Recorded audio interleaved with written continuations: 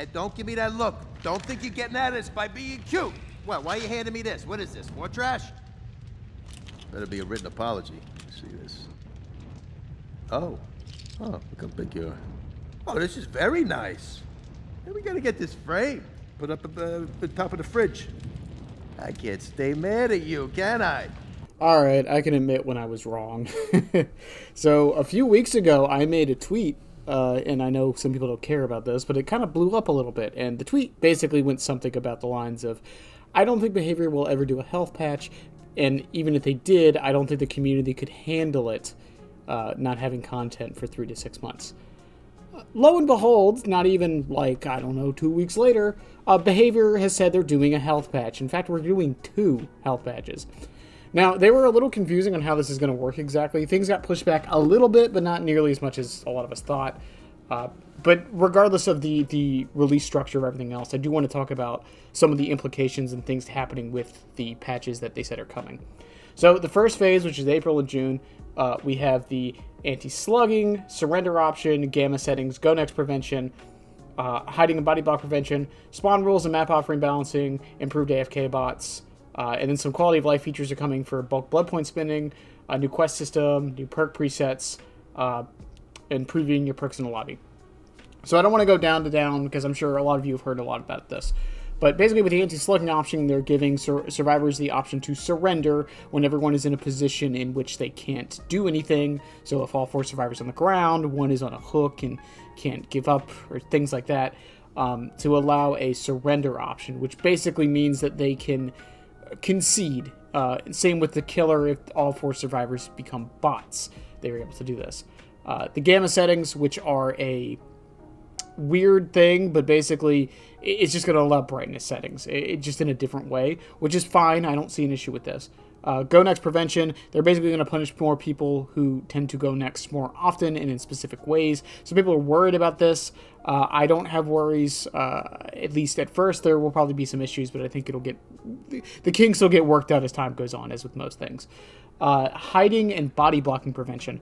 So this is for 2 situations. The body blocking one is if a killer finds a survivor, or another survivor decides to sandbag, but if a killer finds a survivor in a corner or something where they can't get out of, once they get crows, they can kind of get out. I think this is something people have asked for a very long time, and I don't understand how it took this long to get in, but I'm happy it's coming. And the hiding. So this is mostly for, in my opinion, for those situations when there's 2 survivors left, and they're just hiding the match, because if one of them gets found, it's basically game over.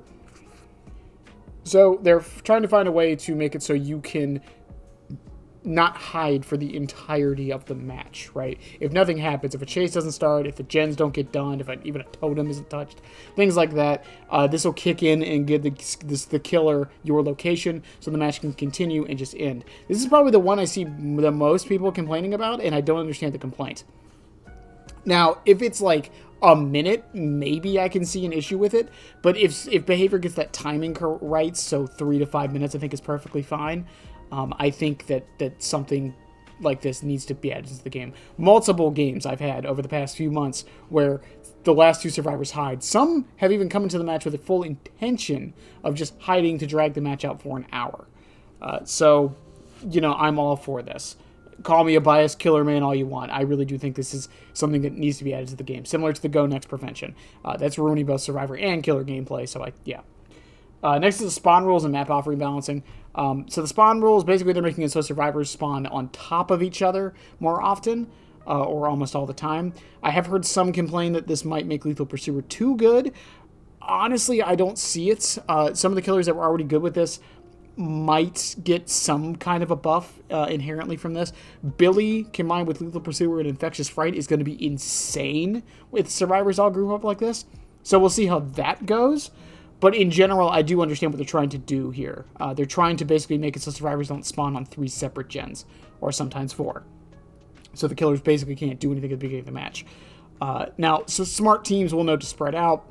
Not so smart teams will know, or will think they have to stay together and group up on a gen, which can actually be a good thing for the killer side. So we'll see how this affects normal matches. I don't think it's going to be that big of a deal. I do think there are some killers who are going to take advantage of this, but not to a degree where it becomes an issue. My other question would be the actual offerings that affect spawning, how they're going to get changed. They didn't really say much on that, so we'll see. Next is map offerings. So basically, map offerings will no longer be a guarantee to go to the map. It will be a 20% chance to go to the map, and they don't stack. So if there's 3 Area of Crow offerings in your lobby, technically speaking, only one of them is working, and it's only a 20% chance. While I, again, get what they're doing with this, I think it doesn't really solve the problem. But, you know, whatever, I'll take it. They're also making it so that map offerings are hidden. This, I assume, is to get rid of some more of the problematic sides to some killers seeing map offerings, or even survivors in very small cases, mostly killer players, where you see an Area Crow offering, you kind of figure out who brought it, and then you just tunnel them out off the rip. So we'll see how that goes. Again, I think map offerings should either be reversed in their effect or just not be a thing at all, but I'll take what behavior's doing here. I think this is probably the easier solution at the moment. We'll see how things go in the future. Improved AFK bots. I still do not know what this means. People have told me that it means people who just like have like a doctor bot that just like swings in the corner to grind blood points, but I'm not 100% sure. But whatever, you know, improved bots in any way, cool. For quality of life stuff, we got the bulk blood point spending. This one's going to be very interesting to me because as someone who streams this game and often doesn't spend their blood points off stream, this will be very nice. Basically, we don't know anything about how it's going to work, but anything that makes a blood point grind faster. The fact that some nights my streams are half of me putting blood points into things, yeah, this is a nice quality of life change. New quest system. I've talked for a lot over the years of adding new dailies, weeklies, maybe even monthly challenges, and I hope that this is that, as well as maybe revamping some of the archives. So we'll see how that works.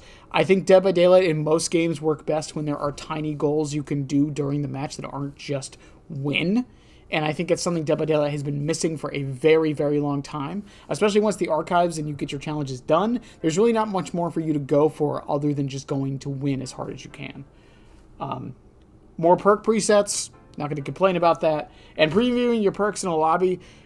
We haven't gotten confirmation on this, at least not to my knowledge, that this is just your perks. I don't see why you would need to do that. So I'm hoping this means you can finally see your teammates' perks, at least in the loading screen or maybe the lobby too. I think loading screen is for the best because that also means that people won't dodge if they see, quote, a bad loadout or think their teammates are, quote, throwing. So we'll see how that works. In Phase 2, which is July through December, which is basically towards the rest of the year, this is a long process, guys. This is going to be a very, very long process, and I'm glad to see it. More anti-slugging improvements. They haven't really said what any of this is. Same with the anti-tunneling and anti-camping things. This is one that a lot of killer players are worried about because they think it's going to fundamentally change the game in a way where killer isn't feasible to use some of these strategies. I honestly don't think any of it's going to be that. I think for the anti-tunneling change, I think they're going to try to add a system of maybe increasing the borrowed time timer, or maybe making it so the endurance off of hook interacts a little differently. We'll see. I do understand there are a lot of anti-tunnel perks in the game. However, my position on this has always been that I don't think we should be using perks as the ideal for balance. If tunneling is an issue, while I do agree, yes, bring perks to stop tunneling, I don't think you should have to do this. Same with slugging, same with camping. Now, going on to those two, for the anti-slugging improvements, I don't know what it is. I hope it's not base kit unbreakable. I do think that is an option if they do it correctly, but I really don't think it should be, because I think people would freak out way too much over this. And then anti-camping. This one's a little bit more contentious, and I kind of agree with this one. I think the anti-camp where it is actually pretty okay. I think the biggest problem it has is the teammates can't see the bar, and I think the other big problem it has is just some killers are better at proxying than others. Huntress, Trickster, Bubba, Billy, there's like a few others, but there are killers who are very, very good at proxying, and I think that's more of the issue than the actual anti-camp. So we'll see how that goes. Again, you have to be very careful with this, because if you don't do it correctly, it can mess up some of the lower end killers and kind of help the higher ends. MMR updates. This is a contentious one as well. A lot of these are pretty contentious in my opinion, but we still don't know what this means. I'm hoping this means that they're going to try to change how the condition works, and maybe, just maybe, we might be able to get a general idea of our MMR. I don't need specifics, but I think having a general idea would actually be a good thing. Behavior said in the past the reason they don't show MMR is because they don't want egos to form. However, ignorance is bliss, and not seeing it, I think, causes egos to form even more, at least from what I've seen from many people. So we'll see how this goes. I'm all for MMR changes to the game. I don't really talk about SBMM or MMR that often because I really don't think it's that influential, in my opinion, because games are so different all the time. Sometimes I get survivors who look like they don't know what they're doing. Sometimes I get like what feels like comp squads. So we'll see how this goes. But again, they're addressing it, and I think that's something that needs to be applauded. They are looking into the MMR and trying to do things to maybe help the community out, which is always a good thing. Map and key item balancing. I just want to rework to these items. I feel like keys need to have a different function, and I feel like maps just need also a different function.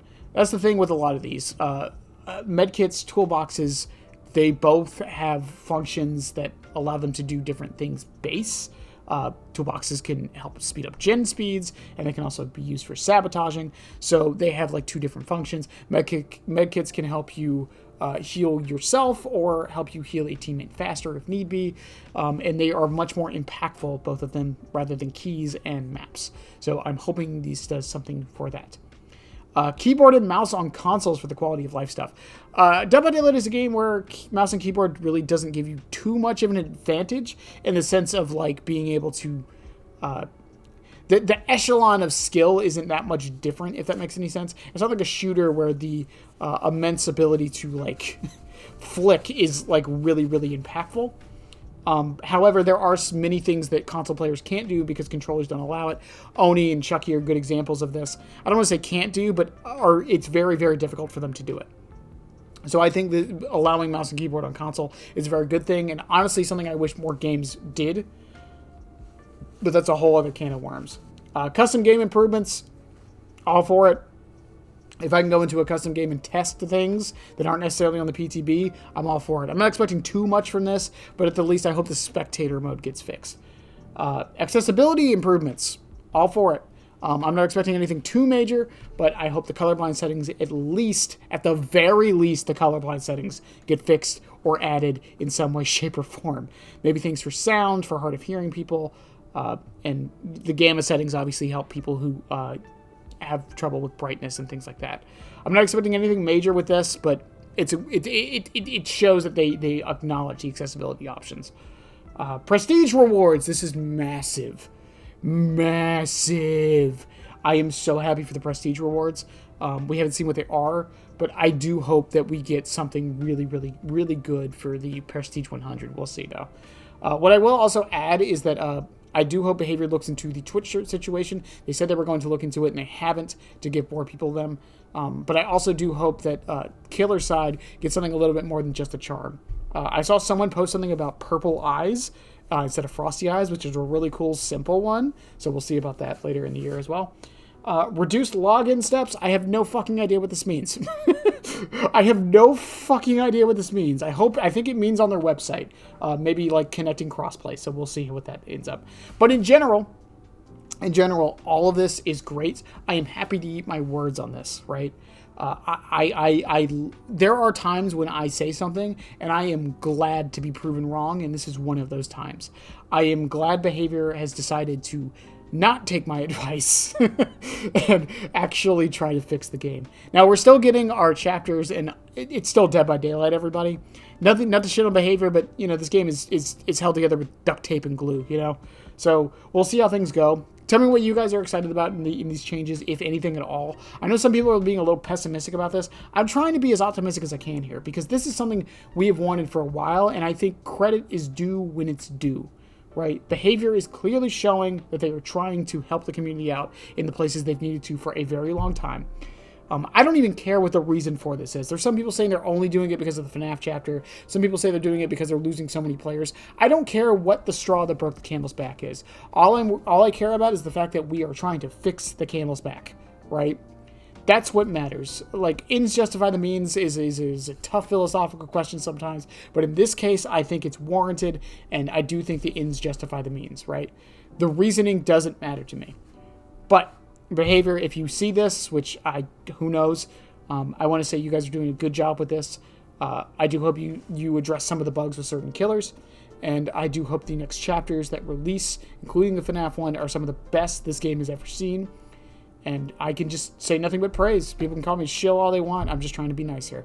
Anyways, I love you guys. Have a good one, and bye. Subscribe, damn it. I'll be back. I always come back, and so should you, you moron.